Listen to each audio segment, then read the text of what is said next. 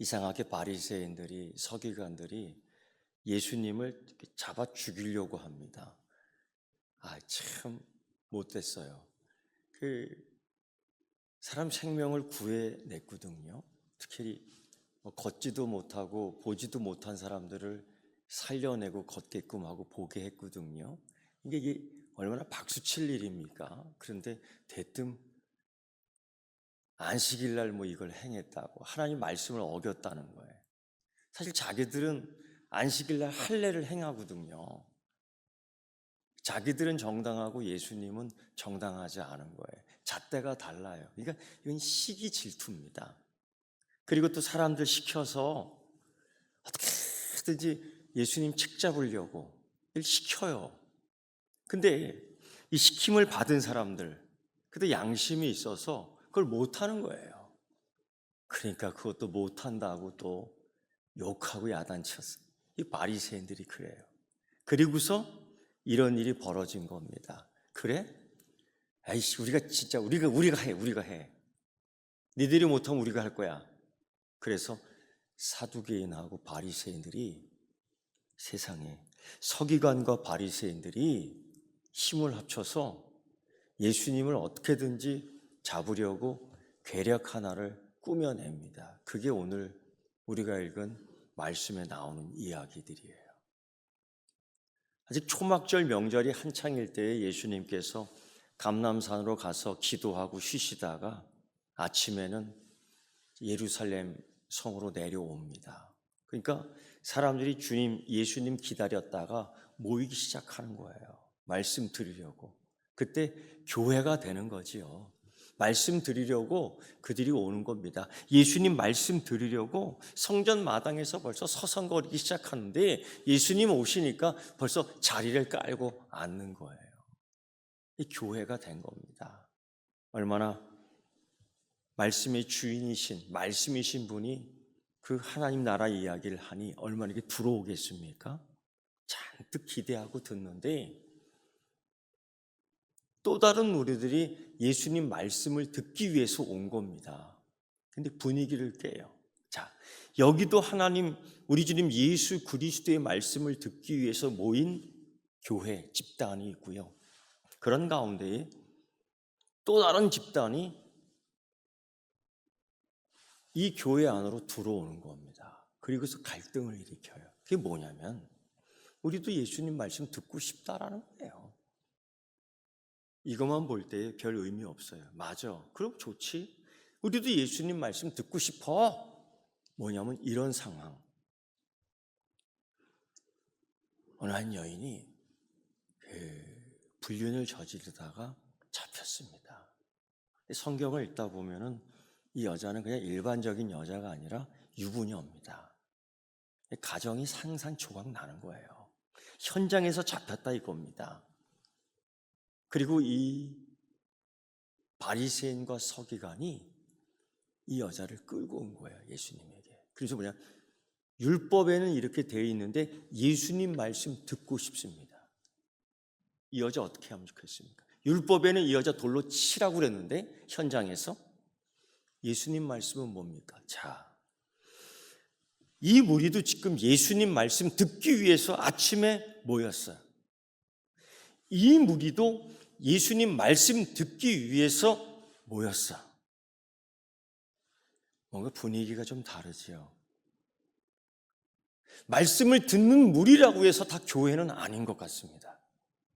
말씀 듣기 위해서 모였지만은 다 교회는 아닌 것 같습니다. 그들은 예수님 앞에 나와서 이렇게 얘기하는 거예요. 말씀에는 이렇게 되어 있습니다. 얼마나 잘 알고 있어요. 레위기 20장 10절의 말씀 보면 이런 사람, 남녀가 불륜관계를 갖게 되어서 그 죄가 발각되면 남녀 모두를 끌어다가 돌로 쳐 죽이라고 그랬다. 말씀에는 이렇게 되어 있습니다. 한 손에는 말씀, 한 손에는 돌멩이를 쥐고 예수님께로 온 거예요. 예수님을 중심으로 이들도 말씀을 들겠다고, 듣겠다고 예수님, 말씀이신 예수님 앞에서 자기들이 선호하는 말씀을 들고 자기가 필요한 돌을 들고 예수님 앞에 모였어. 이게 교회입니까?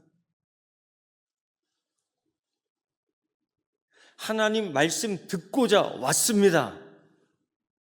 내가 선호하는 말씀, 내가 좋아하는 말씀이 있습니다. 그리고 한 손에는 돌멩이를 들고 있어. 이게 교회입니까? 기가 막힌 거죠. 이들이 말씀을 한창 증거하고 있는데 이 여자를 그 청중들 있는, 아니 교회 가운데로 끌어낸 겁니다. 우리도 예수님 말씀 듣고 싶습니다. 말씀해 보시죠. 이럴 때는 어떻게 해야 됩니까? 근데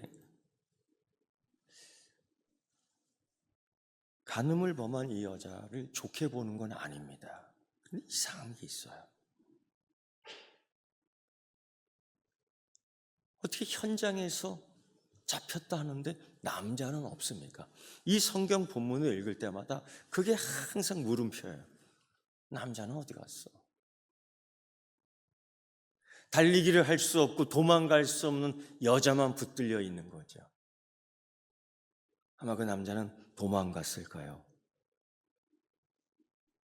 그 남자는 힘이 있어 붙잡으려 한 자를 뿌리치고 도망갔을까요? 그런 생각도 해볼 수 있고요. 어떻게 현장에서 붙잡힐 수 있을까? 이런 일들이. 문을 꼭꼭 잠가놓고 불륜을 저지르지 어찌 창문을 다 열어놓고 저지릅니다. 그것도 아침 시간에. 이건 뭔가 석연치 않아요. 이건 계획된 거고 짜여진 거고 고의적으로 조종하는 사람이 있는 것 같아요. 만약 그렇다면 그들은 정말 악한 자들이에요. 악당이에요. 아마 그럴 수도 있겠죠. 아마 바리새인이나 이 서기관들의 배후에 조종되는 돈 받아 먹고 도망가는 남자일 수도 있죠. 그러나 성경에서는 그런 게 쓰여 있지 않고요. 중요한 건 남자가 빠졌다라는 거예요. 이게 참 이상한 거예요. 죄 없는 예수님에게 올감이 쓰이기 위한 하나의 작전이지요. 계략이지요. 그들은 교회를 가장해서 모였던 거예요. 우리도 예수님 말씀 듣고 싶습니다. 우리도 교회가 될 수 있지요. 그리고 그들은 심지어 말씀까지 가지고 왔어요. 레위기 20장 10절 말씀. 그리고 한 손에는 또 다른 돌멩이를 들고 왔어요. 이게 교회예요. 한 손에는 말씀, 한 손에는 돌멩이. 한 손에는 말씀, 한 손에는 칼. 누구겠어요? 베드로. 한 손에는 말씀, 한 손에는 돌, 칼. 누구겠어요? 아직 부활한 예수 그리스도를 만나지 못한 사울, 바울. 그가 그랬어요. 그래서 말씀에 기준하여 사울, 바울은 스데반 집사를 돌로 쳐 죽이는데 떳떳한 증인이 됐다고요. 이렇게 했다고요. 이게 한 번, 두 번 있었던 일들이 아닙니다.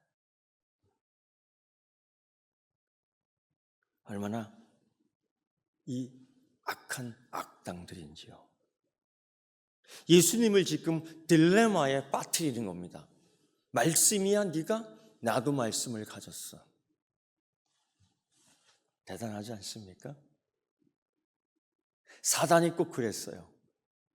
광야에서 예수님을 시험할 때 예수님 공생애를 시작하기 전 광야에서 사단에게 시험을 받는데 말씀이신 예수님에게 말씀으로 시험하는 거야. 네가 말씀이야?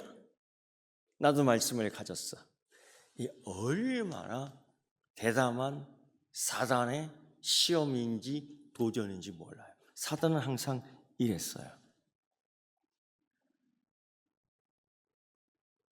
분명하신 예수님께서 십자가에 매달려 고통을 당할 때 그들은 그렇게 얘기했어요. 네가 하나님의 아들이면, 항상 이렇게 가정을 써요. 가정법을 써요. 네가 하나님의 아들이면 이 돌덩이를 떡덩이 되게 하고, 네가 하나님의 아들이면 십자가에서 내려와, 이런 거. 네가 말씀이야, 나도 말씀을 가졌어. 구체적으로 우리에게 20장 10절의 말씀을 딱 보이는 거예요. 그리고 한 손에는 돌멩이를 꽉 쥐고 있습니다. 이럴 때 어떻게 해야 됩니까? 이건 예수님에게 도전하는 거죠. 이 서기관과 바리새인들이 너희들이 못하면 내가 잡을게, 우리가 잡을게 하고 짜놓은 계획, 계략, 작전이 이 8장에 우리가 읽은 말씀이에요. 교회로 가장했어. 말씀 들으려 온 교회로 변장했어요. 사단도 광명의 천사로 변장한다잖아요. 예수님을 지금 굉장히 난처하게 만든 것 같아요. 왜? 예수님 그랬습니다. 내가 말씀이다. 이 요한복음, 특히 이 요한은 이런 걸 굉장히 강조했어. 예수님은 말씀이다. 태초에 말씀이 계셨느니라. 이 말씀이 이 땅에 왔지만 그들이 듣지 않았다.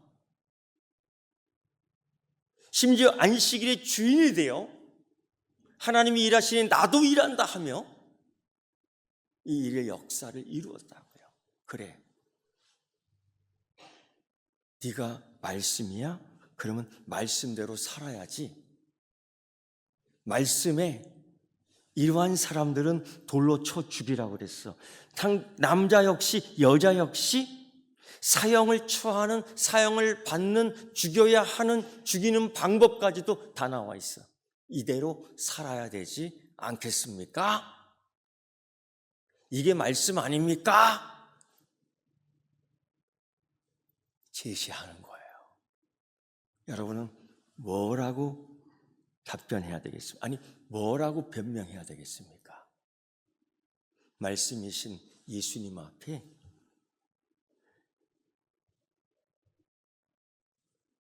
이 레위기 말씀, 또 다른 신명기 22장 20절 말씀, 하여튼 말씀을 여러 개 갖고 제시하는 거예요. 두 번째는 뭡니까? 예수님의 소문을 흠집내게 하는 거예요. 예수님은 약한 자의 예수님이었어요. 그래서 오늘 제일 약한 여자를 붙들고 온 거예요. 강한 남자는 도망가 버렸어요. 강한 남자는 붙들 수가 없었어요. 강한 남자는 제 힘으로 도망갔어요. 강한 남자는 제 힘으로 뿌리치고 도망갔어요. 약한 여자만 잡혔어요. 약한 사람만 예수님 앞에 끌어다 놨어요. 예수님은 약한 자의 편이라며요. 예수님은 삭개오 같은 사람하고도 밥을 먹는다며요. 예수님은 세리 같은 사람하고도 친하게 지낸다며요. 예수님은 죄인의 대명사인 창녀 같은 사람들하고도 얘기를 나눈다며요. 데리고 온 거예요. 자, 어떻게 하면 좋겠습니까? 신명기 말씀에서도, 외이기 말씀에서도 말씀은 죽이라고 했습니다. 말씀이라며요. 말씀이라며요. 만약 예수님께서 말씀대로 죽여라 라고 선언한다면 예수님은 약한 자의 예수님이라며요. 지금까지 우리에게 들려줬던, 우리가 알고 있던 예수님에 대한 그 친근함은 굉장한 상처와 오해를 불러일으키는 거예요. 한순간에 예수님의 인기를 흙탕물에다가 범벅시킬 수 있는 겁니다. 이런 작전. 세 번째는요, 치명적이죠. 당시 로마에 의하여 지배받던 이 유대, 예루살렘은 함부로 사형 집행을 할 수가 없었어요. 그래서 예수님을 유대인들이 죽인 게 아니죠. 사실은 로마 법정에서 사형 선고를 받고 로마 법대로 처형을 당한 거죠. 공식적으로. 근데 만약 예수님께서 이 율법 말씀대로 여기서 돌을 던지라 했을 때에 그들은 돌을 던진다고요. 예수님이 말씀하셨어. 그게 순종이에요? 예수님이 말씀하셨어. 그게 순종입니까? 계약이지. 한 손에는 말씀, 한 손에는 돌을 들고 있다고요. 예수님 말씀 듣기 위해서 모였다고요. 그게 교회입니까? 악당들이지. 세 번째, 치명적이죠. 말씀대로 행해야 될 텐데, 돌을 던져 죽이라 해야 될 텐데, 그러면 로마법을 어기는 거예요. 이거는 국가법을 어기는 거예요. 이건 반란죄예요. 이건 선동죄예요. 이건 틀림없이 잡혀갑니다. 예수님은 딜레마에 빠졌어요. 아니, 우리가 생각하길 예수님은 지금 위기에 봉착되어 있는 거예요. 사람들이 저마다 계획된 대로 너도 이 한마디 하고 너도 이 한마디 하고 너도 이 한마디 하고 작전 짱대로 예수님을 계속 공격합니다. 그때 예수님 주저앉아서, 아니 몸을 굽혀서 다리에 힘이 풀려 앉은 거 아닙니다. 앉아서 손으로 땅바닥에 극적극적 있었어요. 지금도 이 신학을 연구하는 사람들이 이 얘기를 해요. 도대체 무슨 글씨 썼을까? 모르죠. 궁금합니다. 도대체 무슨 글씨를 썼을까? 모르지요. 근데 어떤 사람들이 그런 얘기 하더라고요. 보통 로마 법정에서는 죄 심판을 선언하기 전에 죄목을 쓴답니다. 그걸 쓴대요, 다. 선언하기 전에. 저는 그렇게 생각했어요. 저기 김 박사도 왔고, 저기 국회의원 김 의원도 왔고, 저기 박 의원도 왔고, 김 집사 이 권사 다 왔네. 한 손에는 말씀, 한 손에는 돌멩이 항상 들고 오는 거야, 교회에. 예수님이 바닥에다 글씨를 썼어요. 만약 그거라면은 김 박사 죄목을 쫙 써요. 그들도 죄목을 쓰고 왔잖아요. 이 여인에 대해서 죄목을 갖고 왔잖아요. 예수님도 혹시 그런 제목을 땅바닥에다 그 사람들 보면서 이렇게 쓴 거 아닐까요? 그런 생각을 한번 해봤어요. 성경에 없는 이야기예요. 썼어요. 근데 여러분, 하나님께서 글씨를 쓴 적이 있습니다. 하나님께서 모세의 돌판에 십계명을 적을 때 글씨를 씁니다. 글을 씁니다.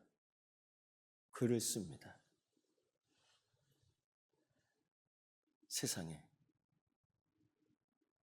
하나님이 글을 쓰신 적이 있다고요. 다니엘서 5장 25절 보면 벨드사살의 아들 다리오 벨사살이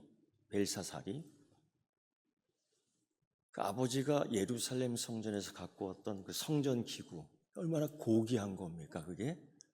그걸 자기 잔치상에 다 내놓게 해서 거기다 술을, 그 하나님께 예배드릴 때에 담는 그릇들이에요. 거기다가 술잔, 고기, 자기 잔치의 향연 거기다 놓고 벨사살이 그런 못된 짓을 했어요. 얼마나 가슴이 아파요. 하나님의 교회를 더럽히는 것들 얼마나 가슴이 아파요. 교회 와갖고는 교회 바닥에 침을 뱉는 것들 얼마나 가슴이 아파요. 그러니까 한참 잔치를 할 때에 이 벨사살 왕이 갑자기 벽 쪽에서 불손이 나와서 큰 글씨를 휘어 갈겼습니다. 이 사람들이 다 놀라 자빠졌습니다. 기절했습니다. 여러분 생각해 보세요. 기절하지 않겠어요? 기절하죠? 이거를 결국 나중에 다니엘이 그 글을 해석해 주죠. 글자가 왜요? 메네 데겔 우바르신이에요. 이게 무슨 뜻이냐면 너 벨사살 너희 메대 왕 조는 끝났다. 그러니까 이 짓거리하는 그들에게 하나님이 메네 데겔 우바르신 너 추를 달아보니 네 인생 끝났다. 네 왕조 끝났다 하고 다음 왕조로 건너가요. 그래서 다음 다리오 왕의 왕조가 바뀌고 메대에서 바사로 변해버려요. 그 나라가. 왕조가 바뀌어요. 근데 그 바뀌는 그 현장을 보면요. 그 벨사살이 술 먹고 난리 칠 때에 이 다리오라는 이 장군, 왕 되기 전에 들어와서 다 죽여버립니다. 그만큼 정신이 없었어요.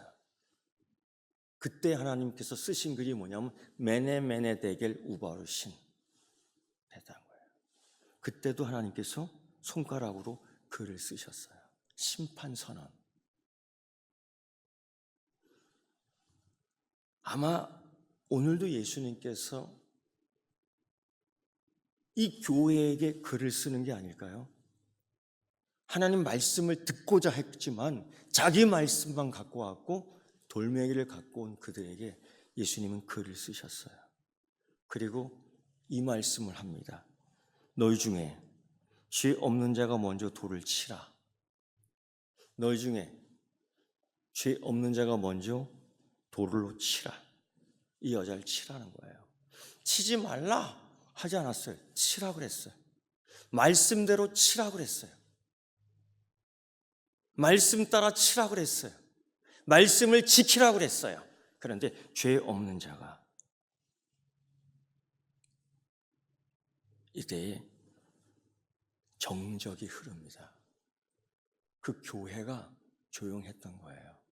우리는 하나님 말씀대로 살 거예요. 우리는 하나님 말씀 따를 거예요. 여기 하나님 말씀이 있어요. 여기엔 돌멩이가 있어요.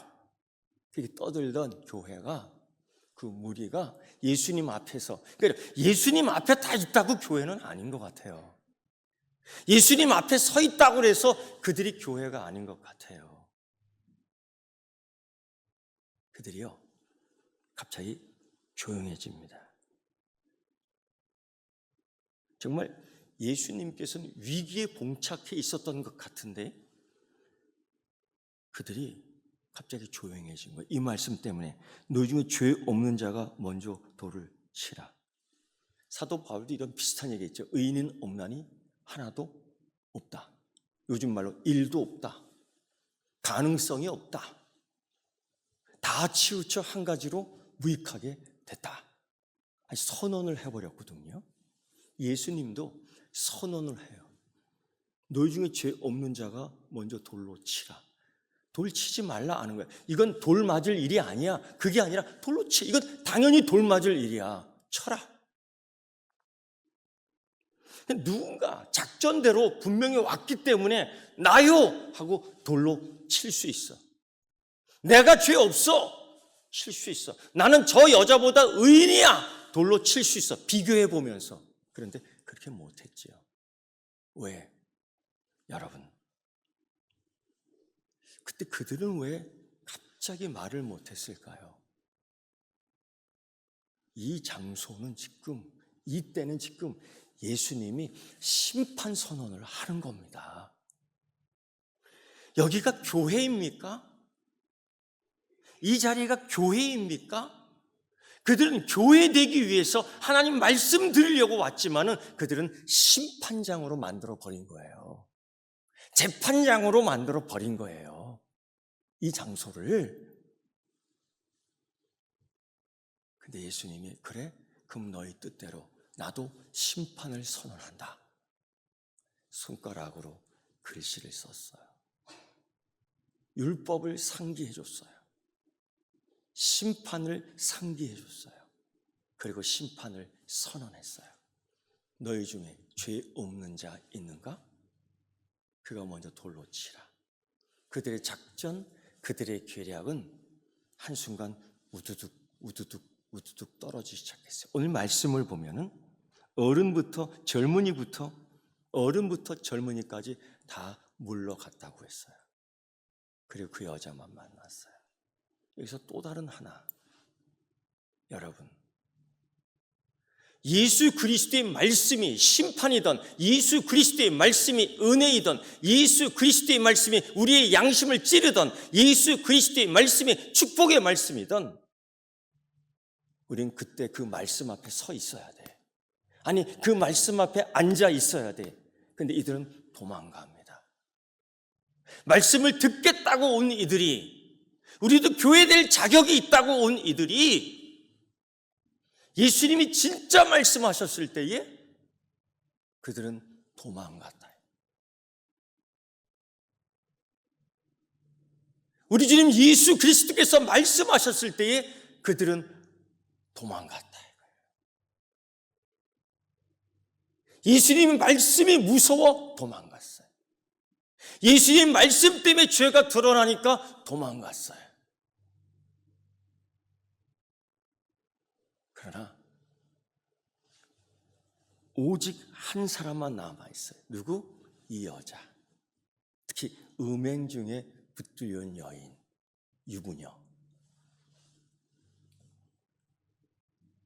정말 끝까지 남아있는 이 여인 혼자. 그때 예수님이 이런 말씀하셨습니다. 예수님께서 이때서야 일어났어요. 여자 외에 아무도 없는 걸 보시고 이르시되, 여자여, 너를 고발하는 이가 어디 있느냐 했더니만 이 여인이 그때서야 돌아보고 땅만 쳐다보고 있었던 여자 아니에요. 땅만 쳐다보고 있었던 여자 아니에요. 그때서야 주변을 보고 이런데도 아무도 없습니다. 나에게 누명을 씌웠던 사람들, 나를 고발했던 사람들, 나를 죽이려고 했던 사람들, 아무도 없습니다. 아무도 없습니다. 이 죄인 여인이 이야기하는 거예요. 죄 없는 사람 나오라고 했더니만 나오지 못하고 다 도망간 거예요. 그럼 이렇게 한번 표현해 볼 거예요. 용서받고 싶은 사람 나오시오. 용서 받아야 되겠다 하는 사람 나오시오. 나올 수 있겠습니까? 이 우리가 생각해야 될 것 같아요. 하나님 음성 앞에서 자기 양심의 소리를 들을 수 있는 교회, 서를 향해 던지기 위해서 돌멩이를 준비하지 않는 교회, 하나님 말씀 듣기 전에 또 다른 말씀을 손에 들지 않는 교회, 죄 없는 자가 나오라고 할 때에 나는 죄인입니다 하고 쭈그려 앉을 수 있는 교회, 이게 교회가 아니겠습니까? 하나님은 말씀하시지만 여전히 내가 갖고 있는 말씀을 쥐고 있는 교회, 이 교회 아니죠. 이 교회 아니죠. 여러분, 교회, 예수님께서, 교회 주인이신 예수님께서 한 명 남은 교인에게 이렇게 묻습니다. 너를 고발하는 자들이 어디 있느냐? 여기 없습니다. 한 명 남은 그 교인에게 그렇게 묻습니다. 나도 너를 정죄하지 않는다. 이 의미는 그 간음죄가 죄 없다는 얘기가 아닙니다. 세상이 아무리 바뀌어도 하나님 말씀은 변하지 않습니다. 그거 죄 맞습니다. 죄 맞습니다. 그런데 예수님은 오늘 그 여인에게 그렇게 얘기하는 거예요. 나는 너를 정죄하지 않는다. 난 너를 정죄하지 않는다. 왜? 예수님은 자기 앞에 있는 사람에게 죄 묻지 않아요. 그 예수님의 용서와 사랑의 특징입니다. 예수님의 용서와 사랑의 특징이, 능력이, 권세가 그 죄를 이겨냅니다. 덮어버립니다. 오늘 그걸 보여주고 있어요. 나도 너를 정죄하지 않는다. 나는 너를 정죄하지 않는다. 왜? 예수님 앞에 남아있기 때문이죠. 그러나 예수님에게 그 죄에 대해 묻기를 물었던 그들은 도망가 버렸어요. 정말 일생에 한 번의 기회 아닙니까? 예수님에게 일생에 한 번 있을까 말까 하는 기회 아닙니까? 예수님에게 그 죄를 묻잖아. 예수님이 묻잖아. 그때 그 교회가 죄인입니다. 나도 죄인입니다 하고 돌멩이를 내려놓고 말씀을 내려놨다면 예수님이 그에게도 그렇게 말씀하셨을 거예요. 나도 너를 더 이상 정죄하지 않는다.